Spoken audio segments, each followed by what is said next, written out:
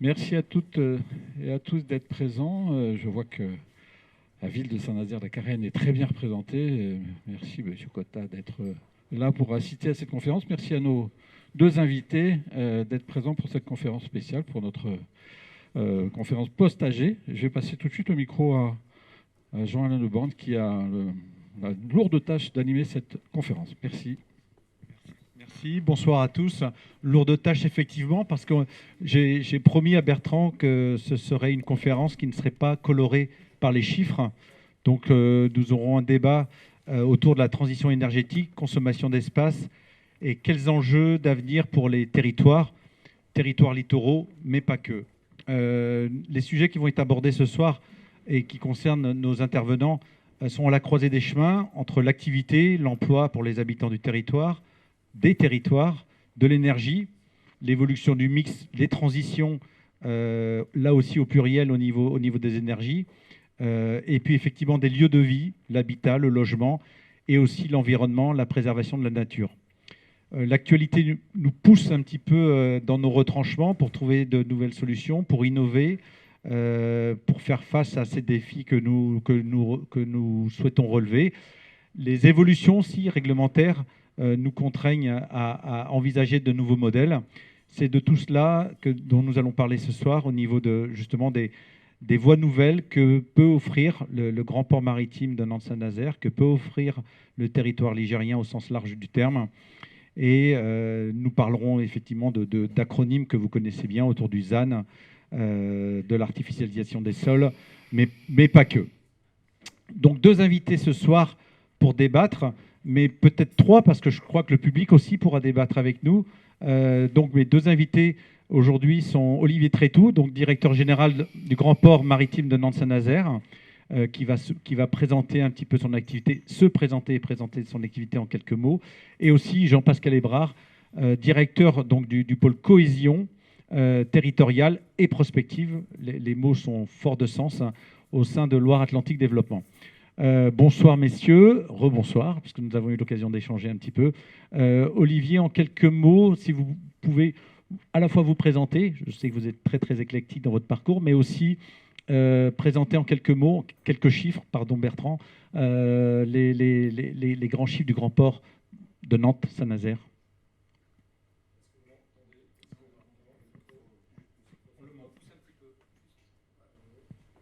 Est-ce que c'est... Oula, parfait. Oui, très bien.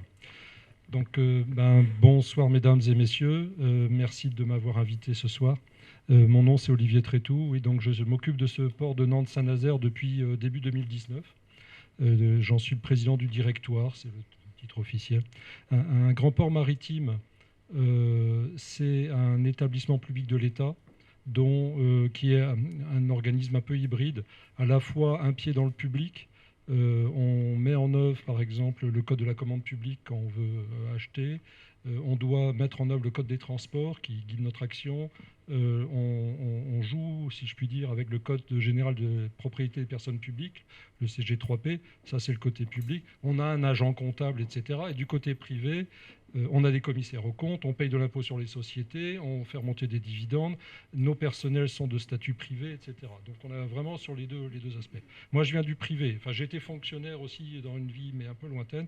Et aujourd'hui, voilà, j'ai passé beaucoup de temps dans le privé, à titre perso.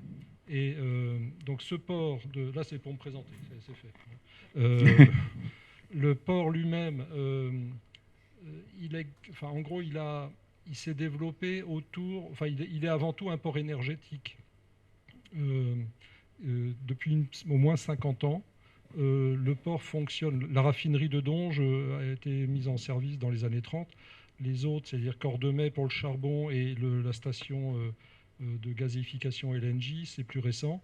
Mais en gros, ce port fonctionne depuis 50 ans comme étant un port avant tout d'importation de marchandises énergétiques, d'énergie fossile. Et là, en disant cela, vous voyez qu'en même temps, je dis qu'on a 10 ans pour modifier le modèle de ce port, puisqu'on va sinon dans le mur. Enfin, voilà. C'est aussi un port de commerce, évidemment, puisqu'on importe et on exporte des marchandises conteneurisées en vrac de toute nature qui correspondent aux besoins d'importation et d'exportation des entreprises du territoire. Alors, le territoire, c'est, on dit Grand Ouest, Bretagne, Pays de Loire, un peu Centre-Loire, etc. C'est ce qu'on appelle l'Interland dans notre langage. Et on est aussi un port industriel puisqu'on accueille sur le port des activités de grandes industries, enfin des grands noms, des gens qui utilisent les services portuaires en construction navale, évidemment, aussi Airbus ou d'autres, ou des gens qui transforment des produits, quoi. En termes d'emploi, en emploi assez direct, direct lié à l'activité portuaire ou qui utilise directement les services portuaires, l'INSEE régulièrement nous fait des évaluations. Là, on s'approche des 30 000 emplois directement liés à l'activité du port. Chiffre d'affaires à peu près 100 millions par an. Voilà. Et puis, alors, l'élément nouveau pour nous, le Code des transports demande. Donc, il y a d'autres ports sur la façade atlantique, La Rochelle, Bordeaux. Mais bon, on a l'activité la plus importante sur cette façade atlantique. Sinon, les grands ports français, c'est Le Havre, Dunkerque. Le Havre, Marseille et Dunkerque, alors dans un ordre, enfin Dunkerque est troisième, et puis ces ports, en général, enfin l'activité, c'est dans cette industrie-là, on classe les ports par le poids, leur poids en termes de tonnage de marchandises. Ce n'est pas forcément ce qui est le plus représentatif. Quand vous manipulez des morceaux d'avion, c'est relativement léger, donc en tonnage, voilà, et pourtant ça a une grande valeur. Vous voyez, là, assez régulièrement, je vous le dis comme ça, mais on est très discret, on manipule des satellites. Là. Alors, un satellite, c'est des centaines de millions, etc. Et là, on le fait même avec une grande sécurité autour. Voilà, donc c'est pour donner une idée. Le Code des transports nous demande de faire des projets stratégiques à 5 ans. Ce qu'on a fait, alors on a commencé début 2020. Je me souviens, on avait fait un séminaire à la Beaujoire en pleine grève sur la réforme des retraites. Donc en même temps, j'essayais de faire entrer les bateaux. Enfin, c'était un peu sportif. Et puis en mars 2020, le confinement. Etc. Enfin bref, on a eu toute une série. On a mis 2 ans à faire une proposition de nouvelle stratégie qui a été finalement approuvée à l'unanimité de mon conseil de surveillance en décembre dernier. Donc je pourrais vous en parler éventuellement. Non, mais on a mis un certain temps à accoucher du produit, quoi. Et au passage, on est passé par la remise en cause de pas mal de choses liées au Covid. C'est les modes de consommation, de déplacement, de tout ce qu'on veut. Et puis on a pris aussi en pleine figure pendant 18 mois l'arrêt du raffinage à Donge pour des raisons économiques, arbitrage de la grande tour de Monsieur Total à la Défense. Et là, ça nous a fait tout à coup régresser fortement, passer du vert dans le rouge pour une décision qui est exogène. Et ça nous a obligés à aller beaucoup plus loin dans la réflexion pour se projeter finalement à 2040. Donc nous, notre exercice de prospective, c'est pas 5 ans comme on fait d'habitude. Enfin, dans notre truc, on s'est vraiment projeté plus loin. Et on a mis en évidence donc les nécessités, bien sûr, de continuer sans arrêt à améliorer nos services pour le commerce et l'industrie, tels qu'ils évoluent.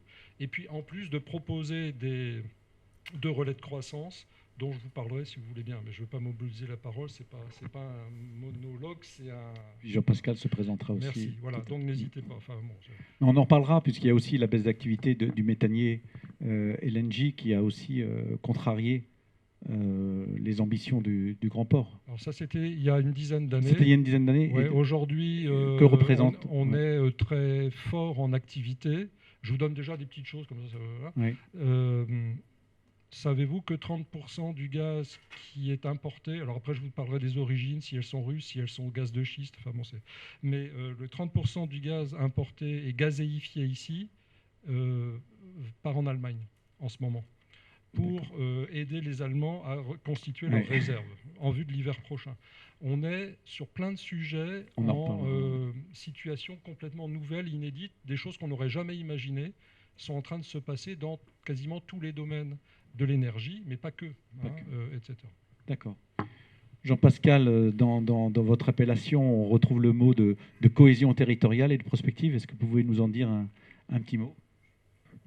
Et donc, bonjour, merci de nous avoir invités. J'excuse Olivier Bessin que vous aviez sollicité et qui ne peut pas, malheureusement, il est occupé par notre partenaire important, la Banque des Territoires à Paris. Voilà. et il vous salue d'ailleurs par la même occasion. Loire-Atlantique Développement, je ne vais pas développer, vous connaissez l'aménagement, la construction, mais aussi le CAUE, le tourisme. Et donc cette fonction un peu de prospective, cohésion, il y a un peu de raisons. La première, c'est parce que on mène beaucoup de projets sur l'ensemble des communes.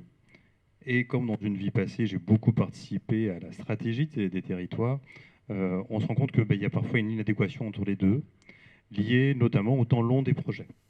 Hein, il y a des lois qui arrivent, il y a des décrets qui tombent, qui changent l'équilibre économique d'opération, par exemple. Mais il y a aussi les stratégies des territoires qui évoluent. Il fallait mieux relier les deux. Donc, de fait, on a essayé en interne de pouvoir mieux relier les deux et d'aider à croiser la vision politique et l'action de Loire-Atlantique Développement au service de cette vision politique. La deuxième, c'est que cette structure, créée en 2013, avec un agrégat de métiers qui n'étaient pas forcément habitués à travailler ensemble, il fallait plus travailler ensemble et sécuriser, optimiser, être plus agile. Et j'aime bien ce que vous venez de dire, M. Trétou, arriver à réagir à ce qui arrive et qu'on n'a pas imaginé.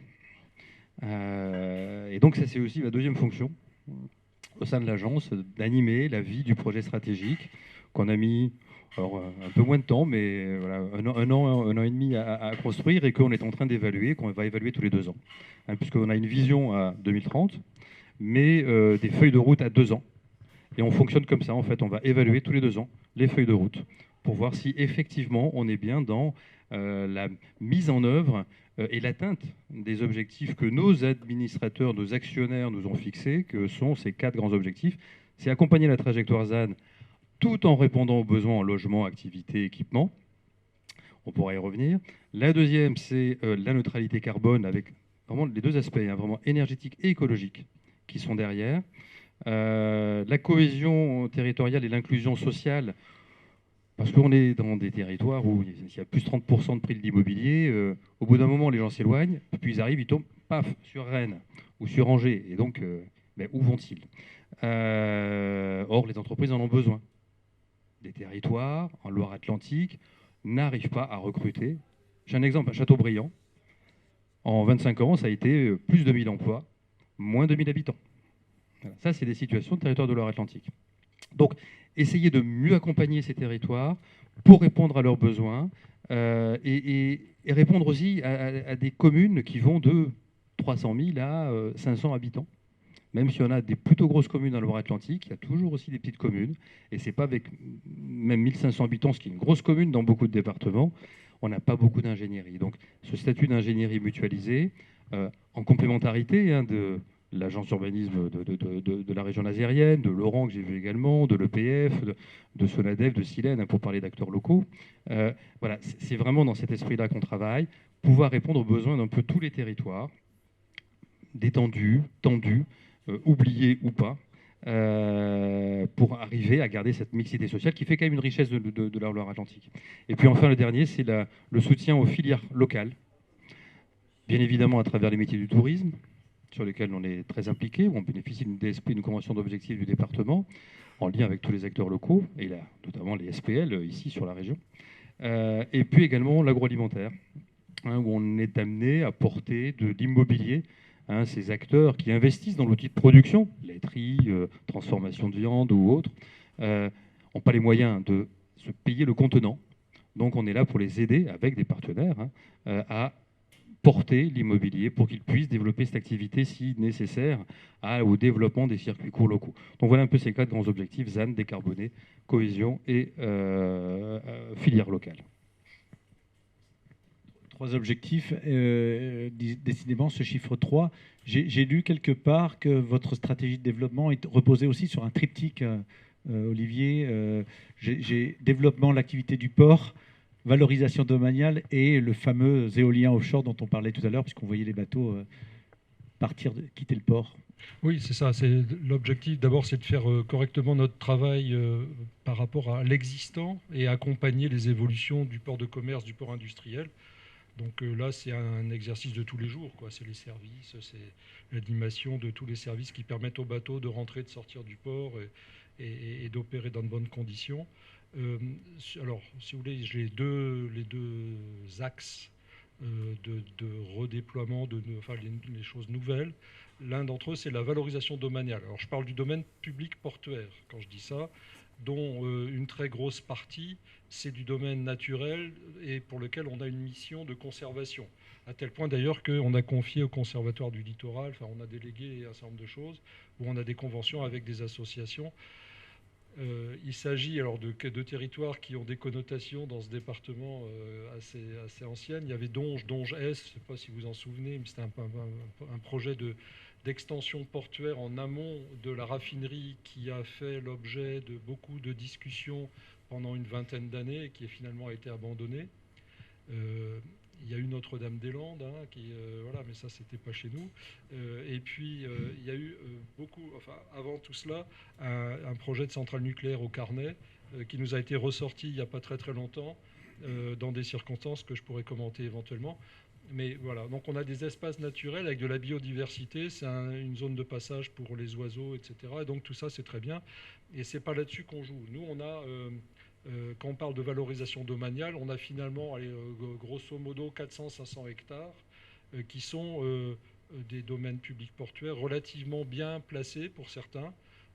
Par exemple, au centre-ville de Nantes, c'est des terrains qui étaient utilisés pour des fonctions portuaires, qui ne le seront plus, et pour lesquels on envisage de faire des développements de programmes tertiaires, hein, tout simplement. Donc ça a mis du temps à mûrir. J'ai présenté ça à mon conseil de surveillance. On a discuté avec l'agglomération nantaise et Nantes Métropole et les aménageurs nantais pour aboutir à des protocoles, pour se mettre d'accord sur en gros les objectifs. Le PLU de Nantes est en train d'évoluer ou a évolué pour rendre possible les projets qu'on a proposés. Et donc on est dans des phases de lancement là en ce moment. Ça fait partie de notre... comment dire ? Quand on parle de valorisation domaniale pour nous, ça veut dire qu'il faut qu'on rattrape du retard parce que pendant des années, on a attendu, en gros, que par miracle ou par opération du Saint-Esprit, quelqu'un vienne s'installer sur le portuaire, sur les domaines portuaires, ça ne se faisait pas. Et on a pris pas mal de retard par rapport à d'autres ports. Et cet élément de valorisation portuaire, pour nous, ce qui est important, c'est que c'est un stabilisateur par rapport à la volatilité des trafics. Et cette volatilité, elle a été extraordinaire dans les dernières années. Ça s'accentue. Alors, il y a eu la période, le président Trump qui mettait des barrières au commerce. Ça, c'est déjà dans notre passé. Mais plus récemment, les Français n'achetaient plus de voitures, il n'y a plus de voitures à vendre de toute façon, on ne pouvait plus les fabriquer, les garages, enfin bref. Donc il y a des activités comme ça qui ont connu des chutes extrêmement brutales ou des augmentations extrêmement brutales. Les Français se sont mis à consommer du poulet comme ça ne s'était jamais vu pendant le confinement. Il a bien fallu importer des protéines, soja, etc., d'Amérique du Sud notamment. Et notre port est le premier port français sur l'import de protéines animales, pour l'alimentation animale. Et donc là, on n'avait plus assez de personnel pour travailler. Vous voyez, donc, voilà, on connaît ces oscillations très fortes des trafics selon leur nature. Au global aujourd'hui, on est plus de 50% au-dessus du niveau de trafic qu'on avait l'année dernière pour les 6 premiers mois de l'année. Vous voyez. Donc voilà. Et alors, parfois on s'en réjouit, parfois on en pleure, quoi, hein, et c'est pour ça qu'il faut qu'on stabilise notre modèle économique et la valorisation domaniale en fait partie. Et on est en proportion franchement en retard par rapport aux autres ports français ou même aux ports européens. Les anglo-saxons, ils vont encore beaucoup plus loin en général dans ce domaine-là. Donc il y a l'aspect tertiaire pour lequel les projets qu'on a, on les compte sur les doigts d'une main et quelques, une main et demie. Il y en a 4 ou 5 à Nantes. Il y en a deux sur Saint-Nazaire, dont un qu'on appelle le projet Signal, qui est dans mon dos. Là, vous pouvez nous en parler un petit peu au petit Maroc? Au petit Maroc, ouais, c'est derrière. En fait, on a donc là un foncier en déshérence depuis pas mal de temps, un panorama exceptionnel si on construit quelque chose là-dessus. Et donc, l'intention est de construire à cet endroit-là, de développer du tertiaire, avec des services associés, etc. On y va pas à pas, hein, dans le dialogue avec les habitants sur place. On travaille la main dans la main avec la municipalité de Saint-Nazaire. En ce moment, on lance une mission de maîtrise d'œuvre urbaine parce que la trame foncière n'est pas adaptée, donc il faut recalibrer tout ça. Et ensuite, on va lancer un concours d'architecture, j'espère de bon niveau. La question, c'est est-ce qu'on veut un ensemble de plusieurs bâtiments homogènes ou est-ce que justement, c'est l'inverse, on veut de la variété, avec les questions d'ombre portée par rapport aux voisins, etc. L'idée étant, alors je vous le dis comme ça, je fais un lien d'ailleurs, puisque vous me tirez le truc, je fais un lien avec ce qu'on va faire de l'autre côté, juste en face de ce programme-là, qui sera une plateforme industrielle pour l'assemblage d'éoliennes flottantes. Mais ça, si vous voulez, j'en parlerai tout à l'heure. Mais il y a un lien entre les deux projets. Et alors ça, c'est un aspect. J'ai un autre aspect qui est, par exemple, qu'on est dans une région agroalimentaire, le quart nord-ouest de la France, et on n'a aucune capacité frigo, température contrôlée positive ou négative, un peu sérieuse pour pouvoir faire de l'import ou export de marchandises dans des conteneurs réfrigérés. Donc là, on est en discussion, on est en discussion très, très sérieuse là pour développer ça par étapes successives au plus tôt. Et donc ça, c'est de la logistique froid. Il y a des logistiques spécialisées ensuite. Par exemple, General Electric, qui fabrique des turbines d'éoliennes, nous a demandé de lui proposer ce qu'on a fait 5-6 constructions de bâtiments. Vous les voyez en passant le pont de Saint-Nazaire. Là. Alors c'est du préfabriqué, c'est du métallo-textile. Mais au-delà de ça, j'ai une entreprise qui me... C'est éphémère Non, ça dure 30-40 ans, ces choses-là, au minimum. Ça a une durabilité assez bonne. Mais une entreprise vient me voir la semaine dernière en disant, écoutez, moi j'ai des brevets, j'ai des clients, je vais construire des ailes un peu d'une forme particulière à installer sur des cargos pour la propulsion vélique des cargos, en complément de la propulsion qui existe.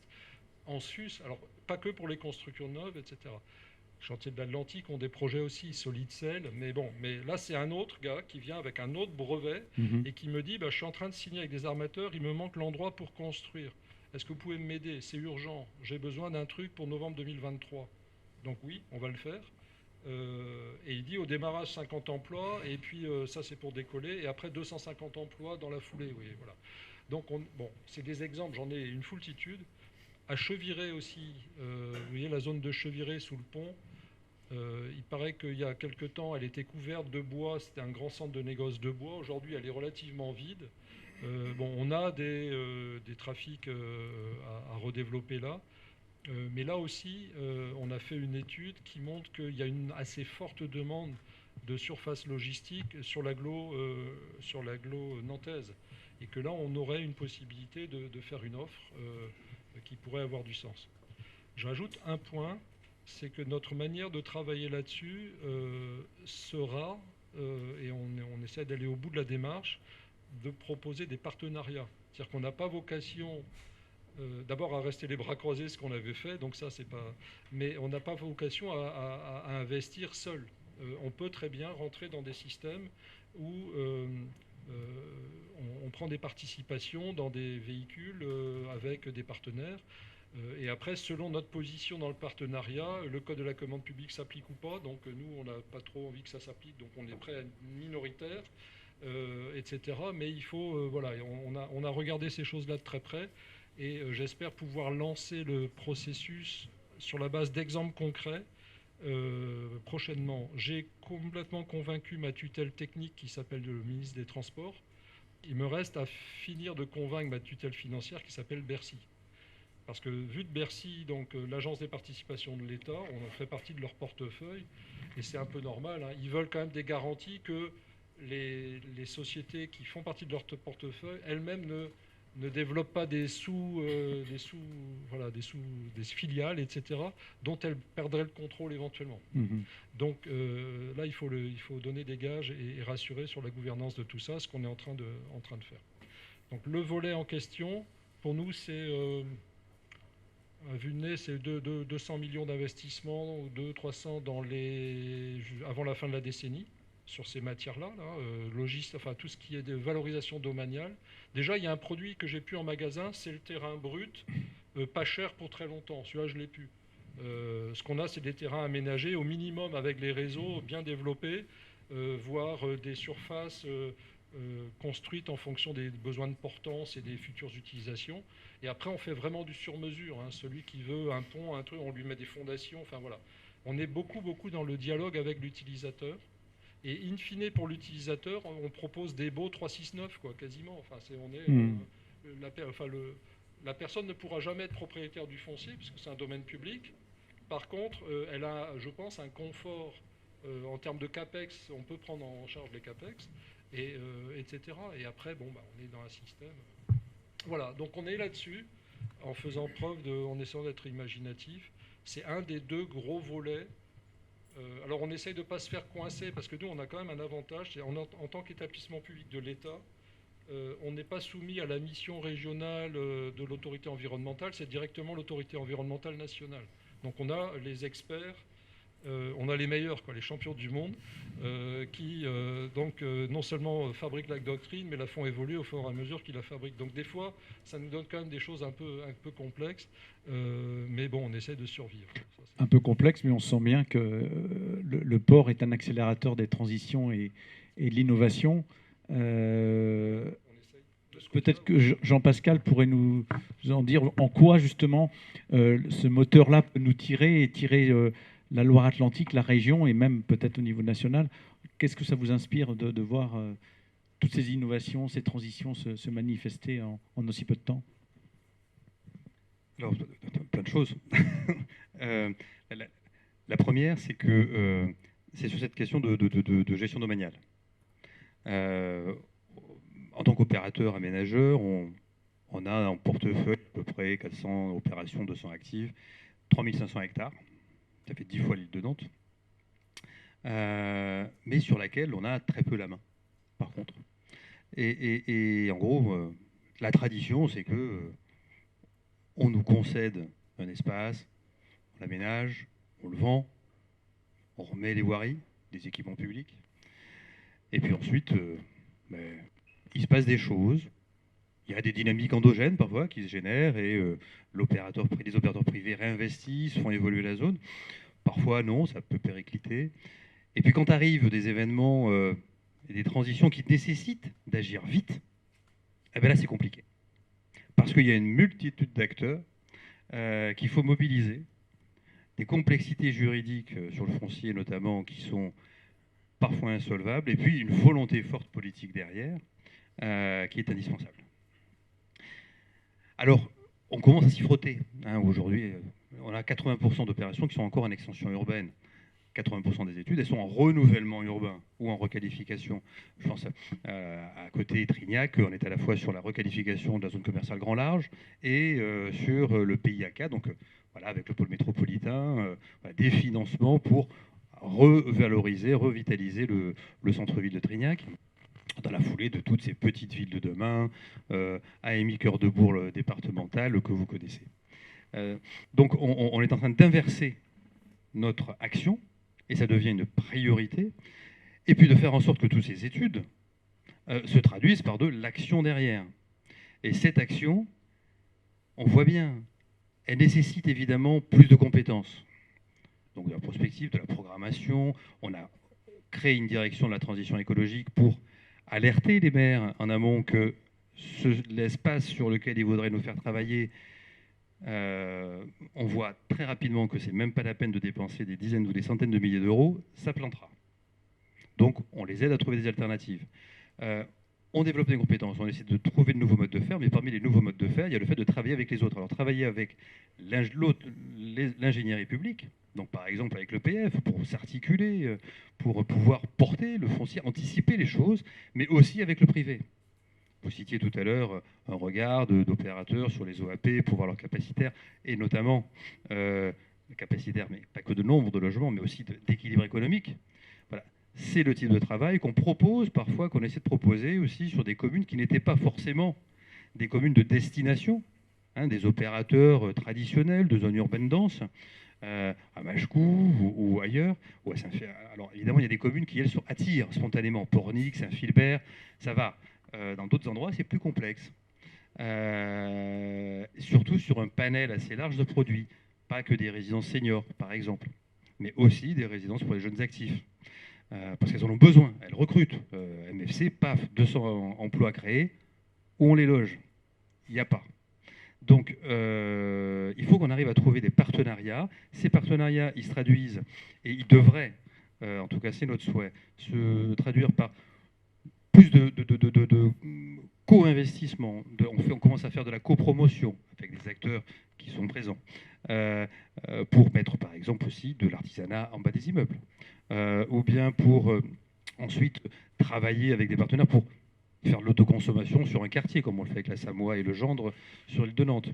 Arriver aussi à, à investir avec la Banque des Territoires et la CCI pour aller revitaliser à travers la SAS Centralité, qui a été créée il y a 2 ans, mais capitalisée vraiment en route depuis 1 an, dans des communes périurbaines ou rurales qui n'ont pas souvent les moyens d'agir sur les îlots de commerciaux.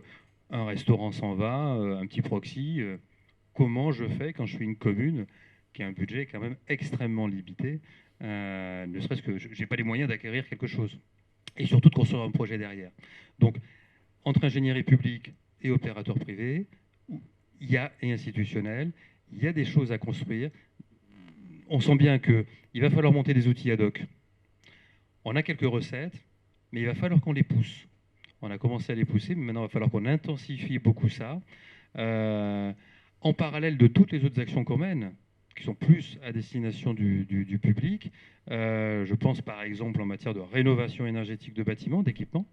Là, en parallèle du CIDEA, en complémentarité, on accompagne, là, à ce jour, c'est une trentaine de collectivités, dans la rénovation énergétique de leurs équipements publics, scolaires, sportifs, culturels. Voilà, que la collectivité donne l'exemple aussi, et puis c'est aussi une gestion patrimoniale du bâtiment public. Également en matière d'écologie, c'est vraiment d'essayer d'être en amont et d'accompagner, d'aller jusqu'à aussi la valorisation. Alors valorisation, c'est extrêmement large, parce que la renaturation, c'est à la fois améliorer une aménité urbaine. Quand on dit à Sainte-Pazanne, dans le projet, le plan guide Petite Ville de demain de Sainte-Pazanne, on va rêver l'eau. On a remarqué qu'il y avait plein de rues qui avaient des noms d'eau, des douves, des lavoirs, mais elle aurait été nulle part. En fait, elle était dessous, cachée, à côté. Et on la découvrait quand tout à coup il fallait urbaniser un espace, une friche, et que tout à coup il y avait une zone humide. Voilà. Donc révéler l'eau, c'est des aménités urbaines, c'est anticiper aussi toute la gestion de l'eau, dont l'enjeu, si on en lit le rapport du GIEC, à la fin du siècle, voilà, on aura moitié moins de débit dans la Loire. Donc il va bien falloir qu'on fasse quelque chose avec l'eau. Donc anticiper ça sous le prétexte de l'intérêt urbain, c'est aussi le prendre en compte d'un point de vue beaucoup plus long terme de la gestion du cycle de l'eau sur le territoire, y compris dans la ville et dans le bourg qui se densifie. Donc voilà un petit peu un panel rapide d'actions qu'on essaie de mener dans la continuité, mais en transformation et parfois en rupture. Je parle de rupture parce que bien évidemment, le renouvellement urbain, la plupart du temps, c'est 3/4 de participation publique. Et là, enfin, on va y revenir après, mais il y a quand même un cap à franchir. On parlait de réindustrialisation, on parle donc d'emploi, on parle donc qu'il faut loger ces nouveaux arrivants, parce que les chiffres de l'INSEE nous indiquent que probablement, à l'horizon 2030, la Loire-Atlantique atteindra 1,6 million d'habitants, soit une augmentation de 160 000 habitants au cours des 10 prochaines années. Logement, moi j'ai lu qu'effectivement, on pouvait parler d'injonction contradictoire entre le ZAN. Je sais que vous n'êtes pas un spécialiste, Olivier, mais vous avez un regard aussi assez aiguisé là-dessus et j'aimerais vous entendre. Et la production de logements, comment vous percevez les choses entre justement loger de nouveaux habitants sur le territoire et, entre guillemets, cette contrainte du ZAN qui peut être peut-être une opportunité. Comment vous le voyez, vous? J'ai un souvenir là-dessus. Dans les années 90-91, j'ai travaillé en Île-de-France et je m'occupais de la révision du schéma directeur de la région d'Île-de-France où on comptait les hectares. Enfin bon, voilà, c'est l'histoire ancienne. Mais aujourd'hui, ce que j'entends, vous savez, dans la gouvernance du Grand Port Maritime, donc dans le conseil de surveillance, la présidente de région est présidente du conseil de surveillance. Et M. Samzin est membre du conseil de surveillance.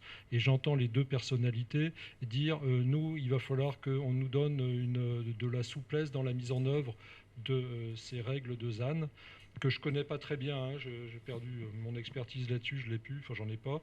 Mais ce que je peux vous dire effectivement, c'est par contre, ça c'est une surprise pour moi, il y a un mois à peu près, j'étais invité à une réunion des chefs de service de l'État avec le préfet, hein, et une personne de l'INSEE nous a fait une présentation. Là, moi j'ai découvert une chose, c'est que le département de Loire-Atlantique est le seul en France, je répète, le seul en France, qui est connu depuis un siècle et demi, ou enfin depuis très longtemps, mettons depuis le début du XXe siècle, une croissance continue de population. Le seul. Aucun autre département français, d'après l'INSEE. Hein, voilà. Et donc, ils montraient bien les pressions que ça représente, etc.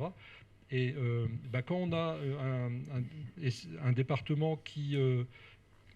c'est vrai, vous pouvez reprendre tous les autres départements français, hein, les Alpes-Maritimes, la Vendée, les départements de la région parisienne, etc. Le seul en France.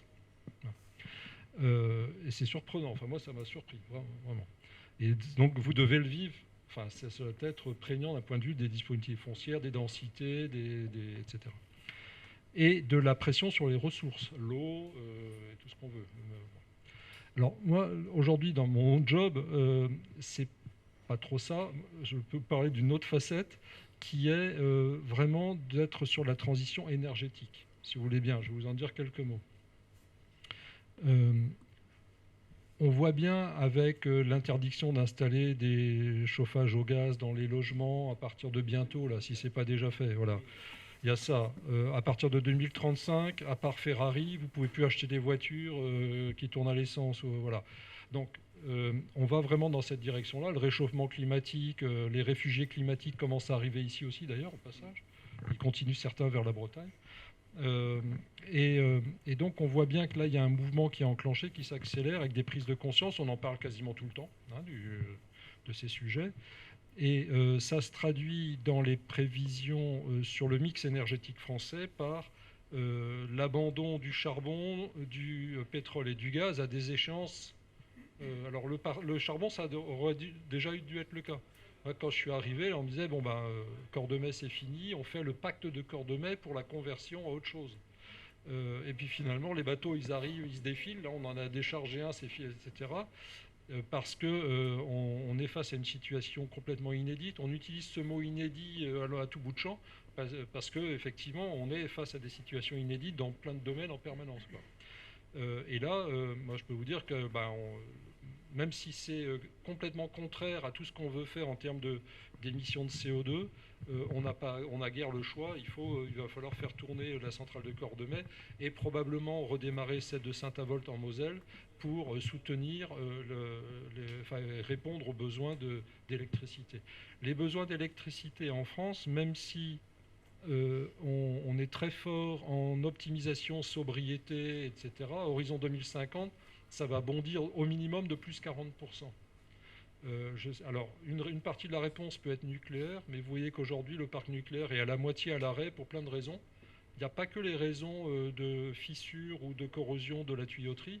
Il y a aussi le fait qu'avec le réchauffement climatique, comme vous refroidissez ces engins-là avec de l'eau des fleuves, quand l'eau à un niveau bas, des sécheresses ou la température trop élevée, protection des poissons, finalement, vous ne pouvez pas utiliser ces potentiels-là complètement.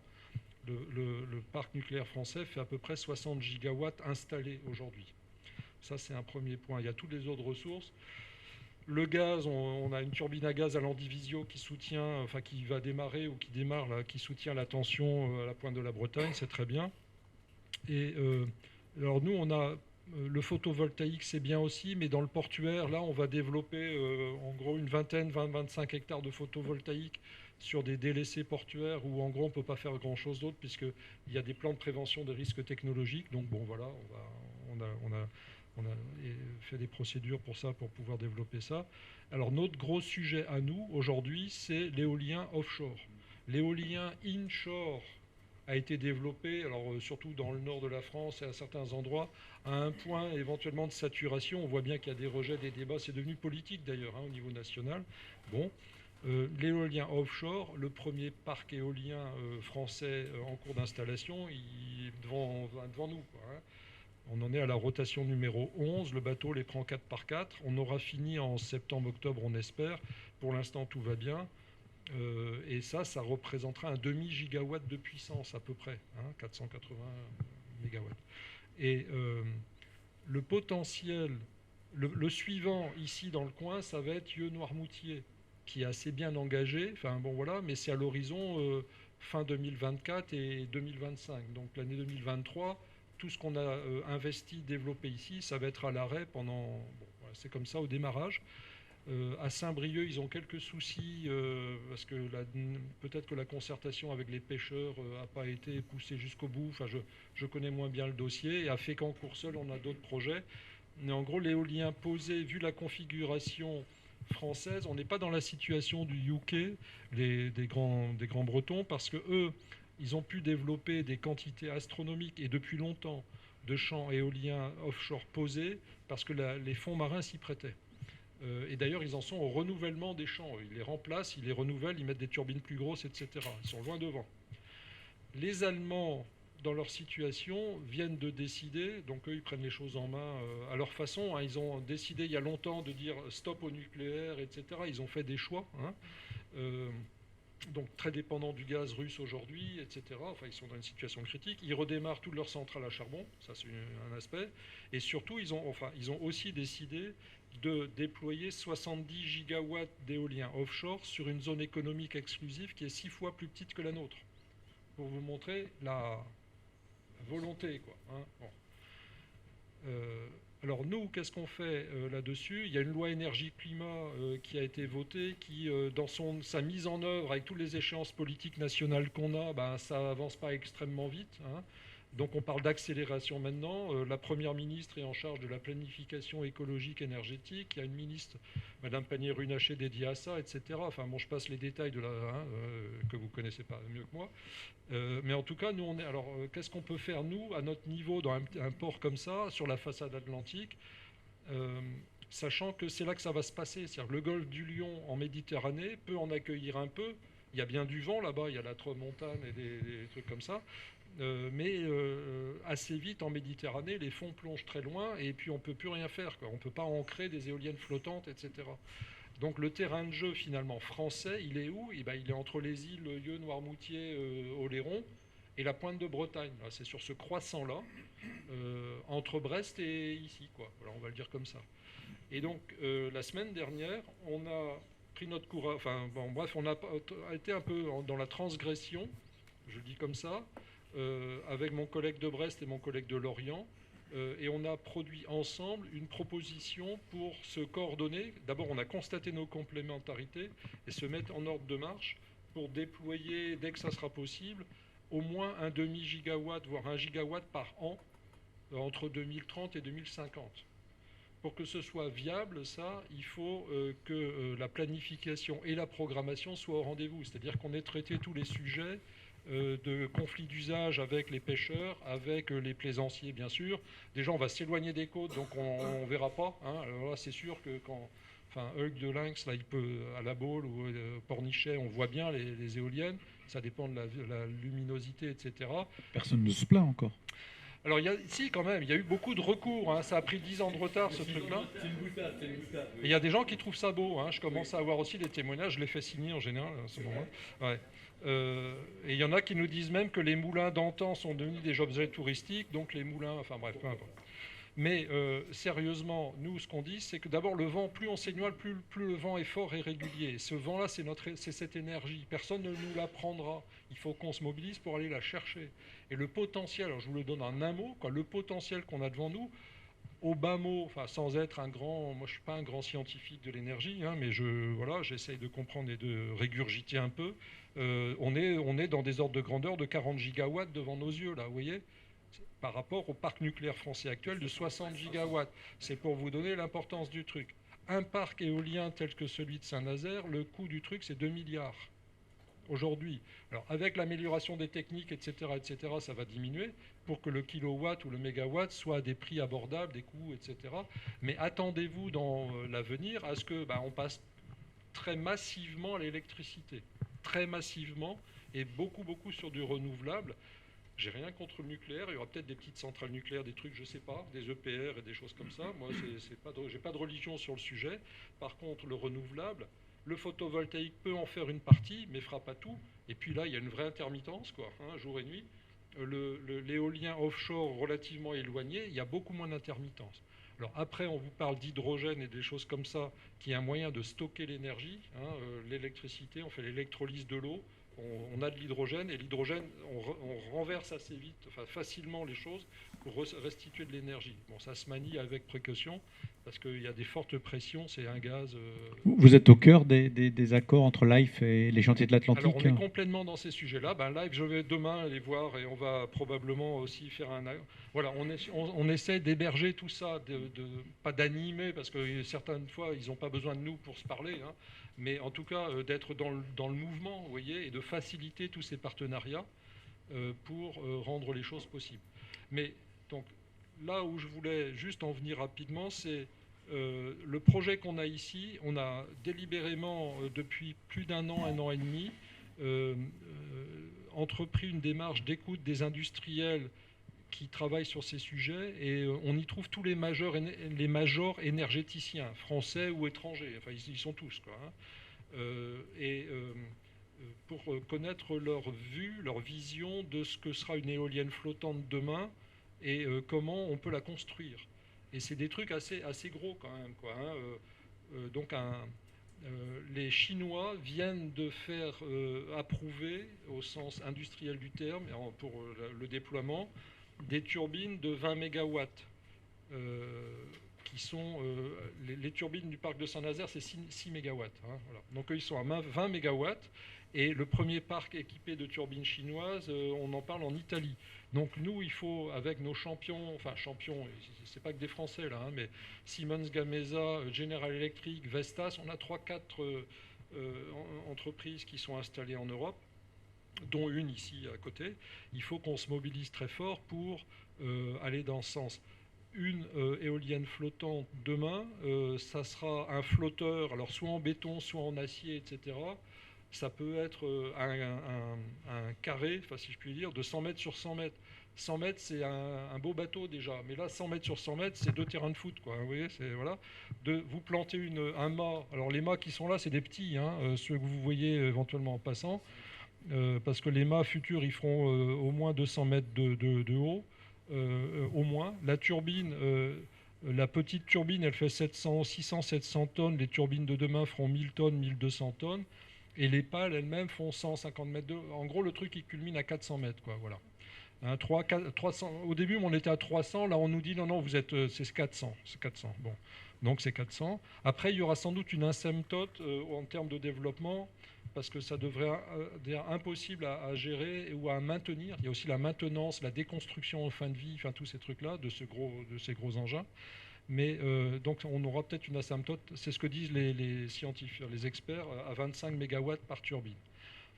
L'idée pour nous, c'est vraiment pour nos enfants et nos petits-enfants d'avoir cette offre-là, vraiment, quoi, parce qu'on ne peut pas se continuer ou se permettre d'avoir à ce point cette dépendance vis-à-vis du pétrole qui est ailleurs, avec tout ce que ça, du gaz, pareil. Aujourd'hui, on importe du gaz, il n'y a pas d'embargo, hein, donc une partie du gaz, il vient de Yamal, donc de Russie. Il y en a une partie qui vient d'Amérique, avec schiste ou pas schiste, il y a le mélange d'ailleurs. Alors régulièrement, on a Greenpeace qui nous arrête nos bateaux, là, hein, ça fait partie de la vie. Mais on a des origines un peu exotiques aussi. On revoile, alors je le dis avec mon vocabulaire, de l'angolais, du qatari, etc. Enfin bon... mais on en importe, ils n'en peuvent plus, quoi. C'est-à-dire là, il y a un arrêt technique de 15 jours sur le terminal LNG en ce moment. Il redémarre la semaine prochaine. Et on importe à peu près 10 millions de tonnes. Enfin, on est dans les records, quoi. Voilà. Et sur le pétrole, la raffinerie de Donges, donc ils se sont équipés et ils continuent à investir pour produire les carburants les plus désulfurés en allant le plus loin possible dans le raffinage. Bon. Elle a été arrêtée pendant 18 mois parce que les marges de raffinage étaient trop basses. Et bon, maintenant, elles sont très très hautes aujourd'hui. Et on est déjà en train de réfléchir avec... alors, je voulais juste vous indiquer ça aussi. On a un certain nombre de gros acteurs de la chimie de l'énergie. Donc, il y a Yara qui fait des engrais, et sinon, il y a Engie, EDF, bien sûr, et puis Total. Donc, on a ces acteurs-là qui sont quand même des locomotives dans ces domaines. Et on est en train de travailler avec eux, avec la Carène, pour regarder de quelle manière on peut anticiper plein de sujets de demain sur les nouvelles énergies. Des carburants de synthèse qu'on trouvera dans les avions. Donc Airbus rentre dans la danse avec les motoristes. Enfin, voilà. Donc même, oui, on est un port au démarrage, c'est un port avec des quais et des remorqueurs, quoi. Mais on s'implique dans ces sujets-là parce que il faut qu'on prépare ce que deviendra ce site de la raffinerie à horizon 2040, par exemple, quand on aura décidé de ne plus raffiner de pétrole parce qu'il n'y a plus besoin de raffiner de pétrole en France. On importera peut-être encore des petits des trucs de gazole ou autre d'ailleurs, mais je pense qu'ils sont je vais me poser une colle, mais je dirais une petite centaine d'hectares. Mais alors, comme elle existe depuis 1930, quand vous la visitez, je ne sais pas si vous avez l'occasion, on ne peut pas dire que ce ne soit pas pollué, quoi. Donc, pour y faire quelque chose, là, la dépollution du site, ça risque d'être compliqué. Donc, on n'y fera pas du logement, non, pas dans un premier temps. Voilà.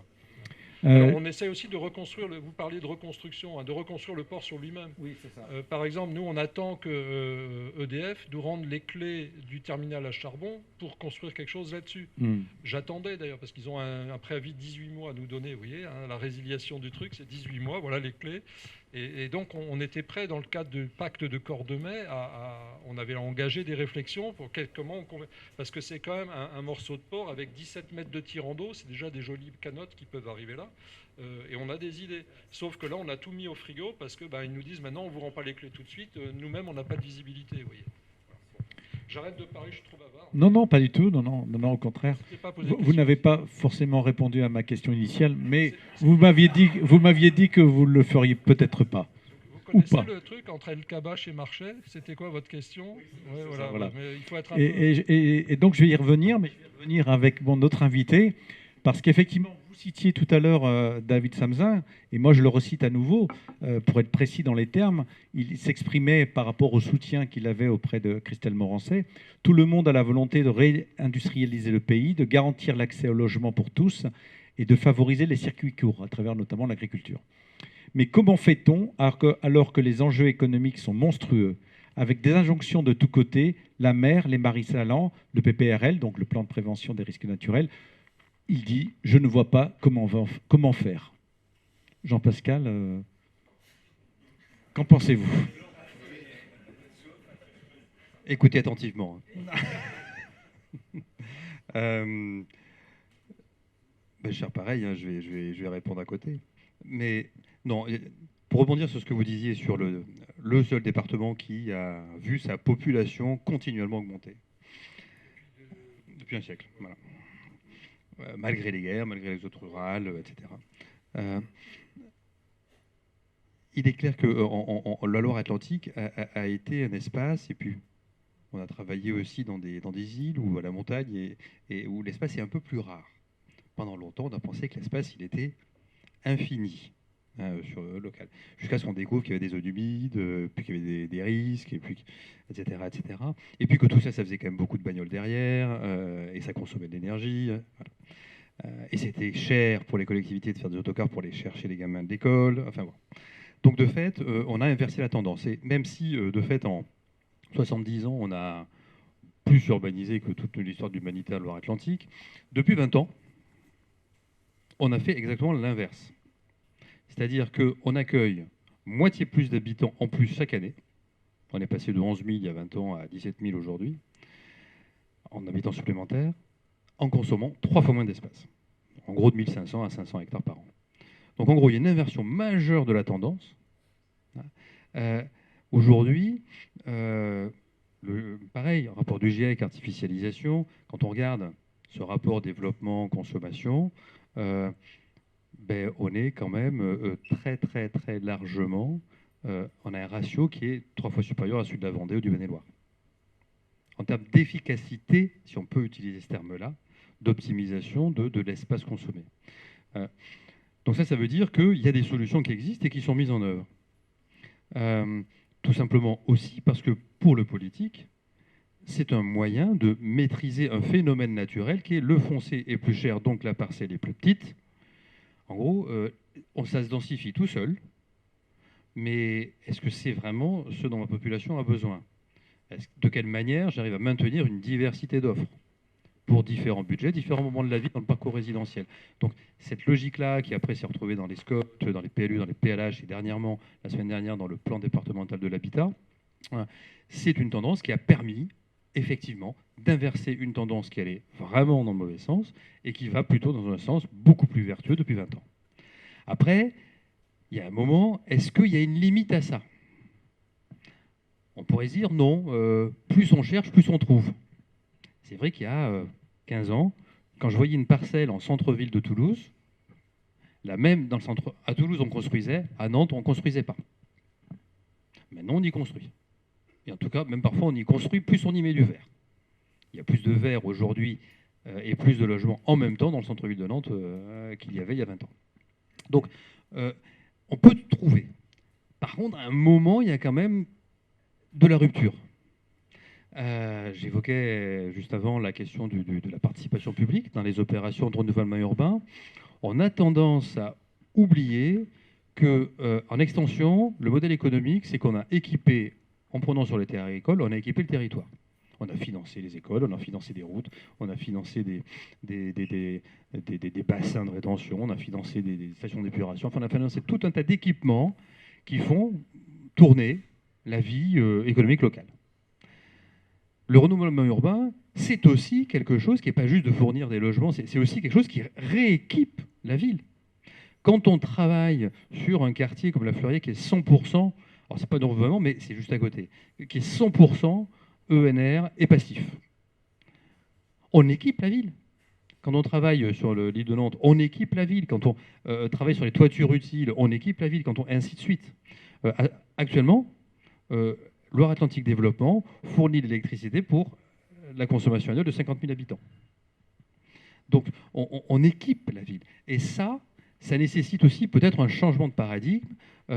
Olivier Bessin, qui n'est pas présent, me charge d'un message et que je transmets, c'est que dans les années 90-2000, on a massivement aussi, point de vue Europe, point de vue nation, point de vue collectivité locale, tous ensemble, une ambition de développer aussi les territoires périphériques. Ça a marché. Enfin, on ne peut pas dire qu'on est dans un territoire qui est à la rue, et y compris le développement économique. Vous parlez de plein d'exemples, mais je pense à SETI, IDEA, etc. On est sur des entreprises qui sont dans la transition énergétique. Et c'est ça qui crée de l'emploi. Plus on est dans la transition, plus on est attractif en fait. Donc c'est un cercle vertueux, mais qui nous oblige d'autant plus. Par rapport à ça, pour nous, il y a quand même 3 grands axes sur lesquels il faut travailler. Le premier axe, c'est, et il n'est pas anodin, c'est aussi d'assumer le passé. C'est-à-dire qu'on a quand même des centaines d'hectares de foncier prévus au développement qui ne seront pas développés. Ça coûte. Comment on le porte? Parce que peut-être qu'il a des valorisations possibles, et j'écoute avec attention ce que vous disiez, d'un point de vue biodiversité, d'un point de vue stockage carbone aussi, hein, il peut y avoir d'un point de vue agriculture durable. Ça, c'est un premier point. Et ça nécessite, ça ne se fait pas tout seul, ça ne se fait pas à l'échelle d'une opération, limite, ça ne se fait pas même à l'échelle d'un département, enfin, c'est une action un peu plus globale. Le deuxième, c'est qu'il va peut-être falloir certainement revoir aussi la fiscalité sur... Aujourd'hui, on est de là où ça crée de l'emploi en matière de bâtiments. On aide un peu les riches, hein, les opérateurs, les zones tendues, voilà, pour faire du logement dans les zones tendues. Il faut aussi aider à faire du logement dans les zones détendues. Voilà. Que ce soit d'ailleurs dans les villes ou en dehors des villes. Il y a des zones détendues en ville. Et c'est ce qu'on essaie de faire, là, c'est ce que j'évoquais tout à l'heure dans toutes les actions de requalification, essayer de faire en sorte qu'on puisse continuer d'acquérir du développement. Quand on requalifie et qu'on fait des opérations de tiroirs, de zones industrielles, pour pouvoir permettre le développement de l'industrie en en levant cette zone-là, de cette zone-là, des activités qui ne sont pas obligées d'être là, qui peuvent être ailleurs, un petit peu comme un bord de quai, on ne va pas mettre des activités qui n'ont pas besoin du bord de quai. Eh ben, il y a des espaces rares, il faut les préserver pour les entreprises qui ont besoin d'être dans ces espaces rares et qui ne peuvent pas être ailleurs. Donc, c'est de développer cette activité-là avec une ambition massive. Alors, on sent bien que l'État commence en prendre conscience. Le ministère de la Transition écologique, alors, ancienne version, a réussi à pérenniser un fonds friche. On en bénéficie à Certé, pas loin d'ici, par exemple. C'était qu'un coup, voire deux. Finalement, ça va être pérennisé toutes les années. Mais, c'est-à-dire, l'argent qui est prévu, les crédits, sont déjà bouffés de la prochaine. Donc, vu les dossiers qui étaient déjà dans la liste d'attente des précédents. Donc, c'est bien un changement massif de financement qu'il va falloir faire. Et là, avec ce côté de l'Europe à la commune, revoir ça. C'est un quoi qu'il en coûte un peu territorial, mais qui est essentiel à ce rééquipement du territoire dans sa capacité à la fois à assurer le temps long, à planifier la production de logements, la production de foncier pour l'économie, la production d'équipements pour les habitants, et à gérer l'imprévu, à gérer l'agilité. Paf, j'ai 200 emplois qui se créent, comment je loge de façon provisoire et je crée des logements avec plein de solutions différentes. On en a plein qui viennent nous voir et qui nous proposent des choses. Et de fait, à Machecou, à Anceny, il y a des projets aussi en ce moment, à Plessé, etc. De faire des bâtiments qui permettent d'accueillir cela, mais qui peut-être demain serviront à autre chose, d'être réversibles. Voilà. Donc, de la planification et de l'agilité, il va falloir qu'on l'intègre, ça c'est le deuxième axe. Et puis le dernier axe, c'est au bout d'un moment, on parle d'économie, mais à un moment, il faut revoir le thermomètre. C'est-à-dire que la calculette, il va falloir qu'elle intègre aussi des enjeux sociaux et des enjeux environnementaux. Voilà. Et de l'opération à l'entreprise, à la collectivité, qu'on intègre. Alors, on en discute beaucoup chez DRO. Cette triple comptabilité, il va falloir qu'on commence vraiment à la prendre en compte. Parce que si les enjeux environnementaux et sociaux sont importants, ils doivent être valorisés. Donc, ce travail est impérativement engagé. Si tout le monde se met dans le même sens, ça peut aller plus vite que ce qu'on pense. Hein. Je n'oublie pas que cette démarche-là, ce sont des comptables qui en sont à l'origine. Donc si ces comptables sont à l'origine de cette démarche, c'est que ça ne doit pas être non plus un produit totalement utopique. Mais en tout cas, si on veut pouvoir pérenniser nos actions, il va certainement aussi falloir prendre ce troisième axe en compte.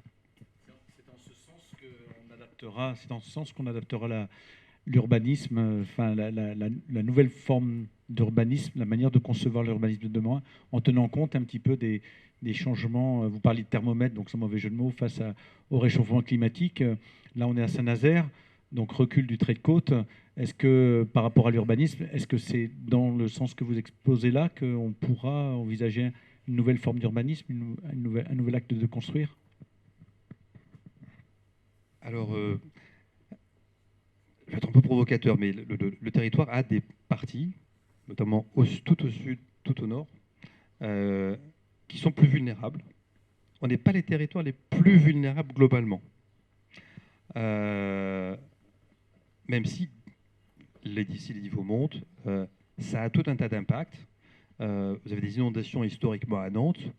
Il y a eu conjonction de marées, de crues,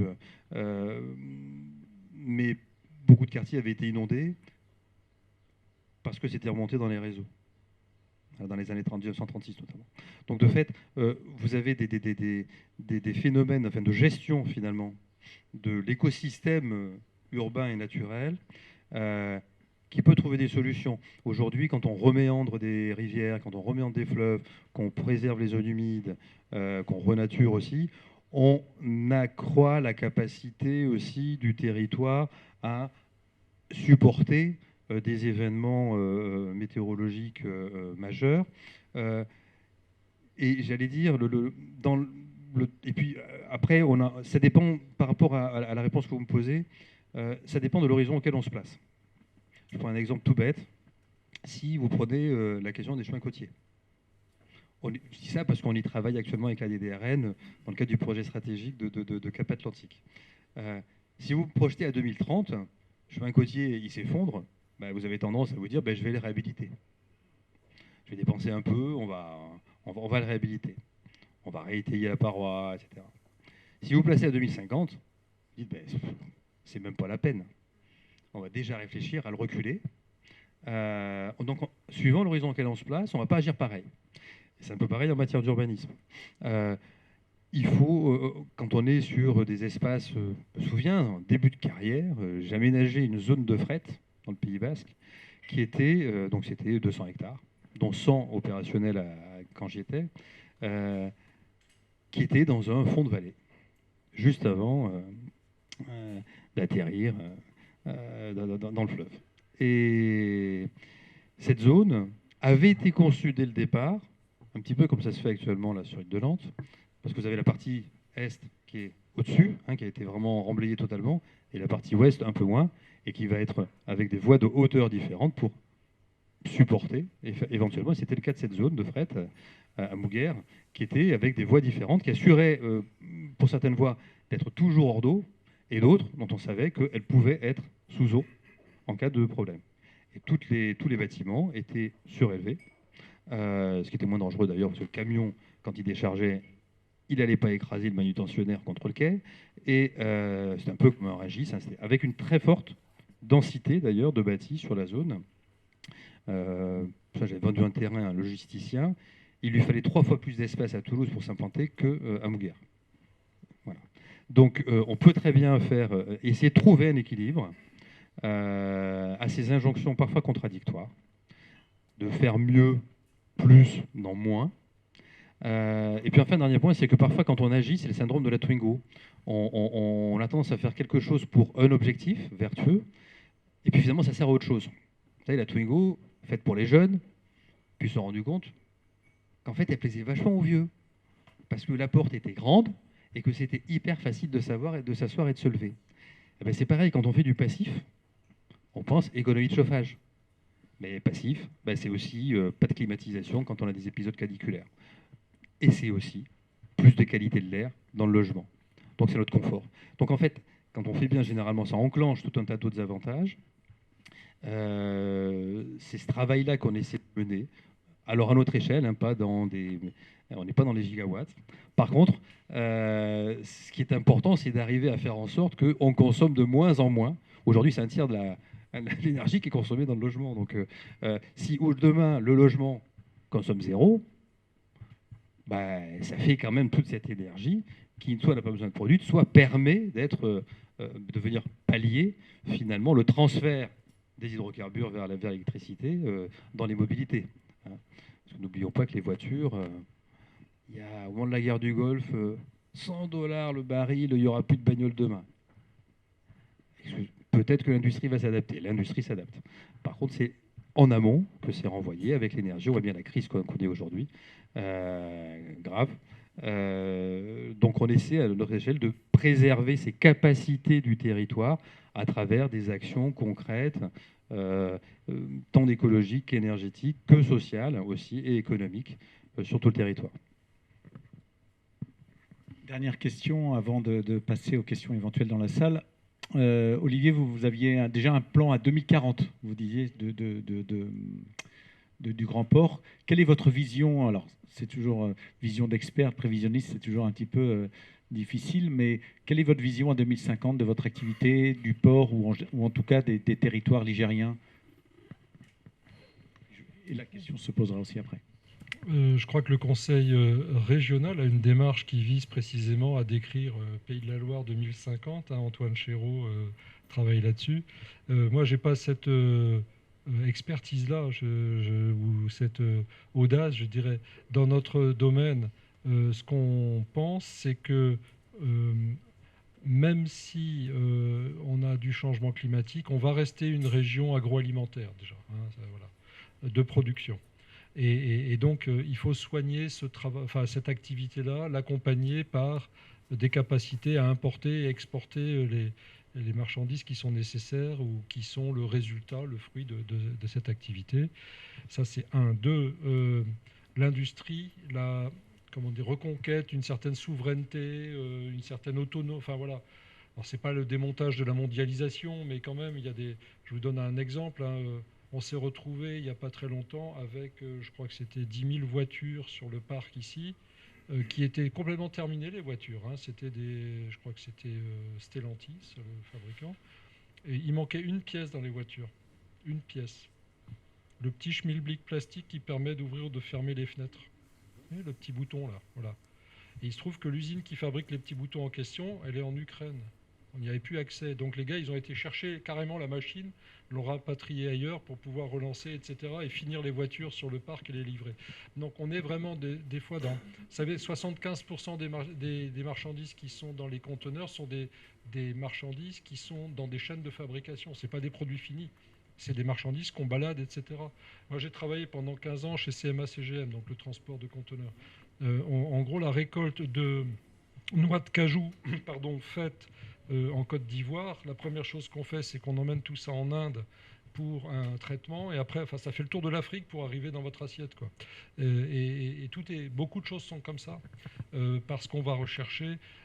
Ici, on est tellement sur des flux tendus dans beaucoup de secteurs d'activité que ça crée des vulnérabilités extraordinaires.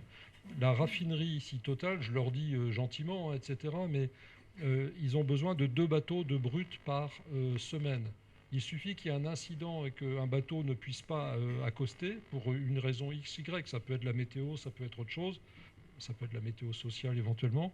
On nous dit tout de suite la raffinerie va s'arrêter. Et arrêter une raffinerie, on ne sait pas faire. C'est pas marche-arrêt comme ça. C'est un processus de chimie assez lourd. Donc je pense qu'on a souvent joué avec les limites sur ces flux, la gestion de ces flux économiques. Et donc un port là-dessus peut, je pense, jouer aussi un rôle tampon, c'est-à-dire ce qui fait partie de notre approche, et j'en parlais encore ce midi à des importateurs, des grossistes qui servent tout le marché de l'élevage porcin, ovin, etc. sur le Grand Ouest en apportant des protéines. Et je leur disais, mais peut-être qu'on pourrait vous offrir des capacités avec beaucoup de souplesse de stockage, des stocks tampons, quoi, dans des trucs que nous on appelle des magasins généraux. Donc on est en train de recréer ce qui a existé il y a longtemps dans les ports, c'est-à-dire des capacités de stockage. On a beaucoup diminué ça parce que les flux étaient tendus. Et là on est en train de se poser la question de recréer des choses comme ça. Et sinon, moi je suis assez sensible aussi aux questions de... On voit bien que les entreprises qui travaillent sur ce territoire ne cessent de faire des appels très fort sur les difficultés à recruter. Avec quelques grosses campagnes de communication là-dessus, les chantiers bien sûr, 400 emplois, etc.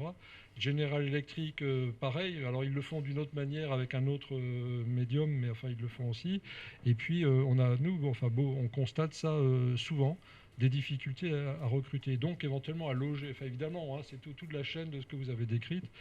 Quand on a un territoire attractif et que les Parisiens commencent à vendre leurs appartements et achètent cash, vous voyez les phénomènes qu'on a. Enfin bon, sans commentaire, enfin sans jugement de valeur, voilà. Mais on est face à des choses complètement inattendues, je crois, depuis 2-3 ans. Là, moi, j'étais expatrié avant, et là, hop, je vois. Et puis alors, tout bouge dans tous les sens dans ce pays, en France, je veux dire, et y compris en Loire-Atlantique, dans la région nantaise, et c'est assez surprenant, quoi. Donc, on n'a pas beaucoup de repères. Enfin, je sais pas comment vous faites dans vos métiers, parce que vous devez concevoir. Il y a le temps de la production. Entre le plan, etc., et puis la réalisation, et entre-temps, les règles changent éventuellement sur les énergies ou autres, sur les matériaux. Envoler du coup de l'acier, par exemple, et là, c'est en train de redescendre, mais enfin, bon, on ne sait pas trop. Nous, on a aussi ça dans nos marchés publics, avec des clauses de révision de prix, heureusement, enfin, sinon, on ne serait pas bien. Voilà, donc là, vous avez votre profession en tant qu'aménageur et constructeur. Chapeau, quoi. Moi, je sais pas. Enfin, les règles ont tellement beaucoup changé que je sais pas comment vous faites. Enfin, bon. Peut-être qu'on aura des réponses dans la salle. Pour conclure, Jean-Pascal, j'ai lu une accroche d'un article dans le Moniteur sur un document d'orientation qui essayait d'imaginer, là on va parler de prospective, hein, ce sera un petit peu notre conclusion, qui essayait d'envisager des solutions basées sur la nature justement. Donc on revient à ce paradigme, la nature, et l'accroche était en gros laisser faire la nature, le meilleur outil pour aider les côtes, donc le littoral, à s'adapter au changement climatique. Qu'est-ce que vous en pensez ? Je l'évoquais un peu précédemment quand je parlais du cycle de l'eau et des zones humides notamment. La biodiversité, c'est une dynamique. Donc, en gros, c'est parce que ça s'enchaîne et que on a toujours eu tendance à vouloir la canaliser, hein, parce que exploiter, canaliser, maîtriser, et on arrive à une limite un peu aujourd'hui, dont tout le monde se rend compte. Et donc, il faut qu'on change de logiciel là-dessus, parce qu'il faut à la fois qu'on planifie, et ça demande de maîtriser, et en même temps qu'on soit agile, qui en fait demande aussi un peu de maîtriser. Voilà, parce que pour pouvoir répondre, vous avez un foncier, vous le connaissez bien, vous allez pouvoir l'utiliser. Je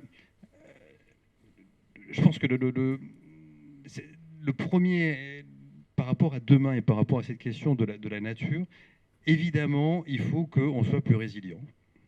Donc, la résilience, c'est à tous les sens du terme. Hein. C'est prendre les chocs, hein, c'est surmonter les chocs.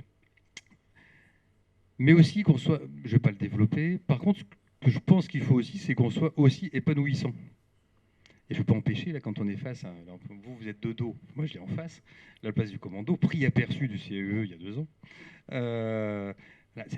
C'est un espace épanouissant. Saint-Nazaire, renversée, est devenue épanouissante. Voilà. Donc, et c'est indispensable. On est dans des tensions aussi sociales qu'on vit, hein, qui font que, là, actuellement, pouvoir d'achat. Mais beaucoup d'études, le Crédoc a travaillé dessus, c'est aussi le pouvoir de choix qui manque. La part du budget qui est contrainte, logement, de façon croissante, digitale, fait qu'on a le sentiment de ne plus avoir le choix, et même quand on a du pouvoir d'achat, eh ben, ça part de suite dans quelque chose qui est contraint, ou qu'on considère comme contraint pour des raisons, j'allais dire, de vision sociale, de vision sociétale, de ce qu'il faut faire pour être intégré dans notre société, quoi. Donc, cette question de d'épanouissement, elle me semble pour moi indispensable. Il faut qu'on arrive à faire désirable aussi. C'est pas que de l'injonction normative. Il faut arriver à faire du désirable. On le voit bien sur les logements, enfin, vous êtes les premiers confrontés. Hein. Oui, vous densifiez, mais enfin, faites des beaux logements et des beaux bâtiments. Mon Dieu, généralement, on ne vous dit pas que c'est trop dense, on vous dit que qu'il n'y a pas de stationnement. Hein, les voisins disent qu'il n'y a pas assez de stationnement. Et puis la deuxième chose, c'est oui, mais là, c'est moche. Voilà. Donc la qualité, c'est quelque chose qu'il faut impérativement qu'on mette un peu à l'ordre du jour de beaucoup de nos actions, et collectivement. Et je pense qu'on a des dialogues en interne entre certains aménageurs et certains architectes ou paysagistes du CAE. Parfois, c'est fructifiant. Hein. Donc, je pense que voilà, cette question de résilience et d'épanouissement, elle est importante parce que, et je reviens, parce que j'ai pas oublié votre question, sur cette question de la nature. La nature, on a tendance on ne la prend déjà plus, nous, comme une contrainte.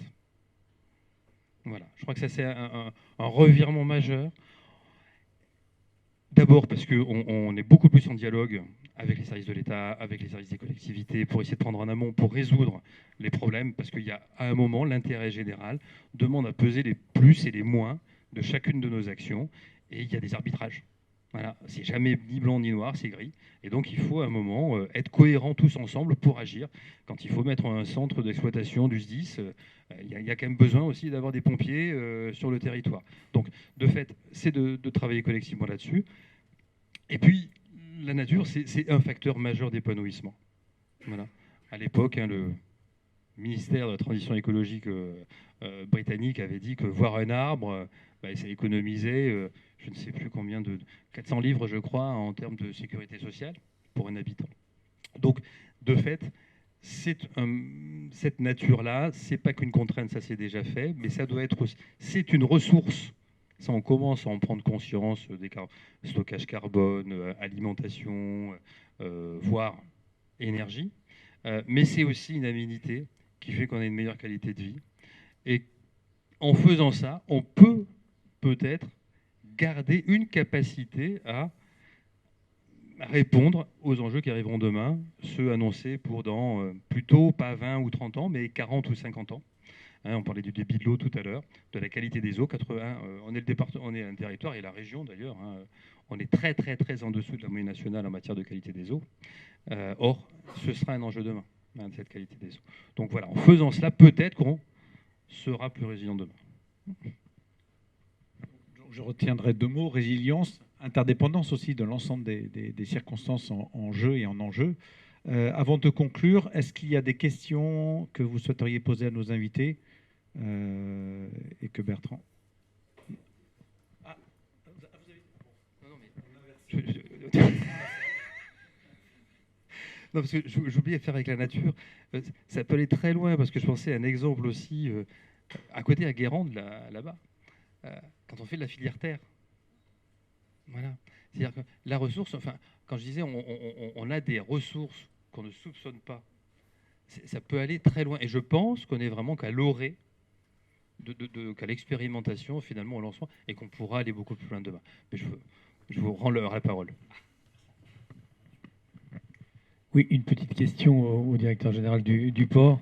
Vous nous avez parlé des autres ports. Est-ce qu'il y a un effet de concurrence avec une course un peu entre les différents ports, tant sur le plan national que sur le plan européen? Et comment ça se caractérise? Oui, on en parle sans arrêt d'ailleurs. Je crois qu'il y a une proportion, plus de la moitié des conteneurs qui rentrent ou qui sortent du territoire français ne passent pas par des ports français. Constat du Premier ministre Édouard Philippe qui avait tapé du poing sur la table et qui avait dit, donc maire du Havre, etc., qui avait dit il ne faut pas que ça dure, on va élaborer une stratégie nationale portuaire pour améliorer notre offre, etc. Donc c'est un vrai sujet. Celui de la massification des flux sur quelques points d'entrée.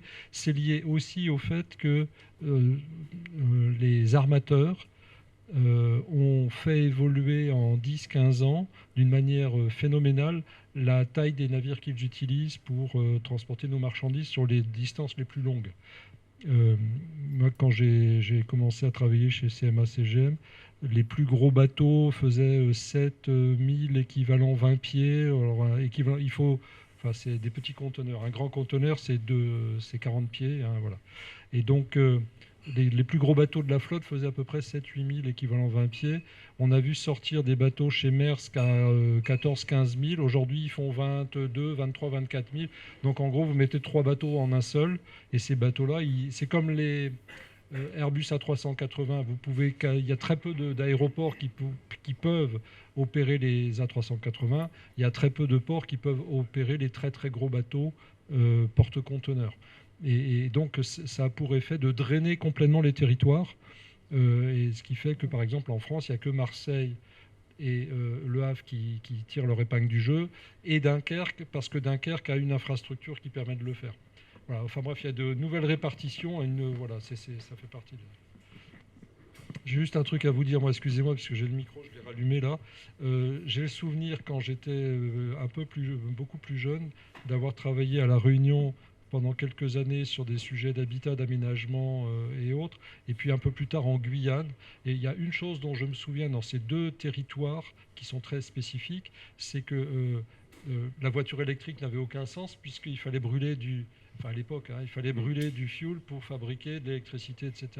Donc la climatisation, il y avait une grosse pression sur la climatisation, et une réponse qu'on apportait, qu'on essayait de rapporter massivement, c'est les logements dits traversants, c'est-à-dire faire en sorte qu'en fonction de l'orientation du vent, etc. Sauf que ici en France, on ferme les fenêtres en hiver, et donc il y a des choses à inventer. J'imagine que vous êtes dessus en permanence, mais à titre perso, moi j'y vois, là, je l'ai expérimenté, j'ai vraiment travaillé là-dessus, quoi, vous voyez. Bon, très bien. Voilà. Ouais, on n'a pas le choix de toute façon, parce qu'il n'y a pas d'autre, il n'y a pas le choix, et pour que ce soit vivable, il faut au maximum utiliser cette capacité d'aération jour et nuit, etc. Et donc c'est pas, on laisse pas les portes et fenêtres ouvertes. on régule un plus le flux. Il y a une vraie régulation en fonction de la taille des ouvertures et de la force, etc., tout ce que vous voulez. Enfin, je le dis juste au passage parce que je pense qu'il y a des territoires en France, quoique la carte d'Evran française, quand on la regarde, elle est pas facile, hein, ça tourne quand même dans tous les sens. Enfin bon, une fois que j'ai dit ça, j'ai peut-être rien dit, je suis désolé. Si, mais est-ce qu'il y a d'autres questions? Non, j'ai l'impression. Ah si, Bertrand quand même. Mathieu, Bertrand, la hiérarchie. Je vais tenter, une fois que la réponse sera apportée à ma question, si on peut. C'est une question pour vous. Deux questions même rapides, mais la question que vous évoquiez, en tout cas, le sujet du transport des marchandises qui font 3 fois le tour du monde pour arriver dans votre port ou en repartir. C'est vrai qu'aujourd'hui, ça nous tétille. On se dit comment peut-on imaginer transformer cette logique de transport en activité industrielle? Le port est-il en mesure de faire cette mutation en termes d'emploi et de disponibilité? Comment ça peut se faire? Et puis une deuxième question sur la logique de ce qui est transporté, de la matière première et de la région qui est une région agroalimentaire. Alors peut-être encore très porté sur la question de la viande. Je pense qu'on peut se poser des questions sur faut-il encore consommer autant de viande? Je pense que, je ne sais pas ce qu'on a ce soir, mais j'espère qu'on aura plus de poissons que de viande. Mais ça peut être un sujet aussi qui fait beaucoup de déplacements de matières premières, qui ne va pas dans le sens de l'économie, de la frugalité, on en a besoin. Donc est-ce que le port, là aussi, a des visions à moyen terme? On a été très très loin. Enfin moi, quand j'étais gamin dans les années 80, on parlait de la 70-80 dans ces années-là. La mondialisation, on voyait ça comme étant quelque chose d'assez subi. Je ne sais pas si vous vous souvenez, quand on achetait des produits made in China, en général, ça durait 5 minutes et puis le truc était cassé, quoi. Enfin, pour les plus anciens, ça marchait pas. C'est un crayon, voilà. Et puis ils ont vachement bien amélioré leur production, quoi. Aujourd'hui, il y a plus. Et donc il y a aussi le fait qu'on est des enfants gâtés. Enfin, on est ultra pourris. Moi, j'ai habité plusieurs années aux États-Unis. Le consommateur américain, c'est une horreur. C'est tout à crédit et ils ont un choix monstrueux. Et en plus, maintenant, il faut qu'ils claquent dans les doigts et monsieur Bezos leur livre dans les 5 minutes. C'est devenu quelque chose de terrible. Et là, il faut vraiment se poser des questions sur la manière dont on consomme, dont on consomme de la culture, on consomme toutes sortes de choses. C'est vraiment, il y a un travail à faire, je crois, sur ça. Et le confinement a aidé à poser un certain nombre de questions. Il n'y a pas vraiment eu les réponses. Enfin, on est passé à autre chose.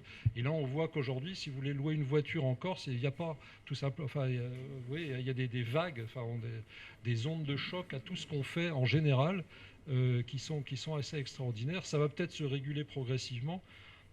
Et c'est pareil sur la viande, on a eu le prion et d'autres trucs sur la vache folle et hop, qui a donné des coups d'arrêt, accélérateur, frein, en attendant la prochaine crise ou le prochain scandale lié à ça.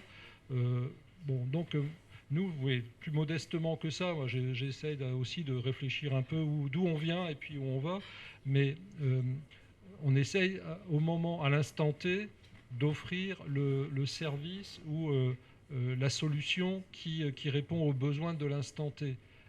Après, d'influer sur... non, on n'a pas... Enfin, c'est pas notre rôle, on n'a pas vraiment cette capacité-là, vous voyez.